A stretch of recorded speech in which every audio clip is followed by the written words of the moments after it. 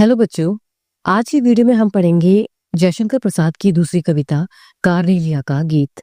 ये कविता जयशंकर प्रसाद के द्वारा लिखा गया नाटक चंद्रगुप्त से ली गई है और यह पहले ही चैप्टर का दूसरा पार्ट है। इस कविता में कार्नेलिया द्वारा गाए गए एक गीत का जिक्र किया गया है। कार्नेलिया सिकंदर के सेनापति सेल्यूकस की बेटी थी। एक समय था जब सिकंदर पूरी दुनिया पर राज करना चाहता था और इसी इरादे से वह अपनी सेना के साथ भारत आया। उस समय उनके साथ कार्नेलिया भी भारत आई थी और भारत आकर वह वहां की खूबसूरती से मोहित हो जाती है। एक दिन वह सिंधु के किनारे ग्रीक शिविर के पास एक पेड़ के नीचे बैठी हुई थी। तब वह भारत के लिए एक गीत गाती है। इस गीत में हमारे देश की गौरव गाथा और उसके प्राकृतिक सौंदर्य का वर्णन किया गया है, जो भारतवर्ष की विशेषता और उसकी पहचान को दर्शाता है। तो चलिए शुरू करते हैं और पढ़ते हैं इस गीत का अर्थ। एक सुबह सिंधु नदी के किनारे बैठी कार्नेलिया कहती है कि सूर्य की लालिमा से युक्त ये हमारा जो देश है, ये मिठास से भरा हुआ है। यानी सूर्य की किरणें पड़ने से चारों ओर एक लाल रंग सा छा गया है। यहाँ के लोगों की बोली और व्यवहार मिठास से भरी हुई है। यहाँ का हर व्यक्ति दया भाव से भरा हुआ है। इस देश में सूर्य उदय का जो दृश्य है वो बहुत ही आकर्षक और मनोहारी है। यानी सुबह के समय का ये वातावरण मन को हरने वाला है, जिसकी खूबसूरती में कोई भी मोहित हो जाए। कार्नेलिया कहती है कि यहाँ पहुंचकर अनजान क्षितिज को भी सहारा मिल जाता है।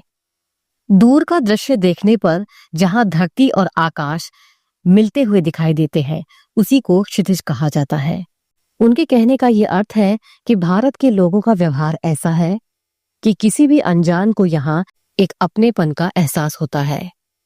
वह कहती है कि सूर्य उदय का जो समय है, उस समय तालाबों में खिले हुए कमल चारों ओर अपनी खूबसूरती की छटा बिखेर देते हैं। उनके अनुसार उन्हें भारत का पूरा जीवन सुंदर, सरल और मनोहारी लगता है। यानी जो आंखों को भा जाए ऐसा जीवन लगता है। आगे कार्नेलिया कहती है कि भारत की हरियाली से युक्त भूमि पर चारों ओर मांगलिक कुमकुम बिखरा हुआ दिखाई देता है। हरियाली यानी खेत खलिहान, और ये हरियाली सुख समृद्धि का प्रतीक होती है। कवयित्री के अनुसार चारों ओर फैली हुई हरियाली पर पड़ने वाली सूर्य की किरणें ऐसे लग रही हैं जैसे मंगल कुमकुम बिखरा हुआ हो। कवयित्री कहती है कि प्रातःकाल यानी सुबह के समय ठंडी और मलय पर्वत से चंदन की आने वाली सुगंधित हवाओं का सहारा लेकर उड़ने वाले पक्षी भी इंद्रधनुष के समान आकर्षक दिखाई देते हैं। ऐसा लगता है कि जैसे पक्षी जिस ओर भी मुख करके उड़ रहे हैं, वही उनके घोंसले हैं, यानी वही उनकी मंजिल है।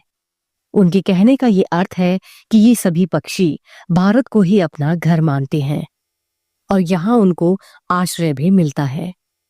कवित्री कहती है कि जैसे बादल पेड़ पौधों पर अपने जल की वर्षा करते हैं और उनको एक नया जीवन प्रदान करते हैं, उसी प्रकार भारतवासियों का भी व्यवहार है।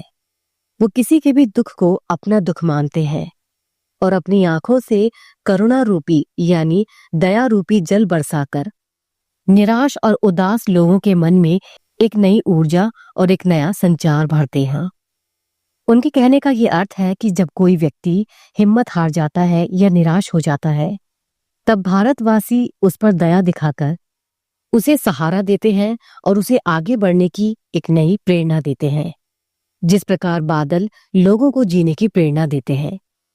कवयित्री कहती है कि भारत एक ऐसा देश है जहां विशाल समुद्र की लहरें भी किनारा पाकर शांत हो जाती हैं, अर्थात समुद्र की लहरों को भी भारत देश पहुंचकर विश्राम मिल जाता है। जब रात भर के जागे हुए तारे सुबह होने पर ऊँगते हुए से दिखाई देते हैं, तब उषा यानी किरण सूर्य रूपी घड़े में सुख और शांति भरकर भारतवर्ष पर लुढ़का देती है। यानी उन तारों को आराम देने के लिए भारत पर फिर से एक नया सवेरा कर देती है और सुबह होने पर भारतवासी सुखी, समृद्ध और खुशहाल दिखाई देते हैं। ओके बच्चों, तो ये था इस कविता का अर्थ। मिलेंगे नेक्स्ट वीडियो में, तब तक के लिए ओके बाय। है।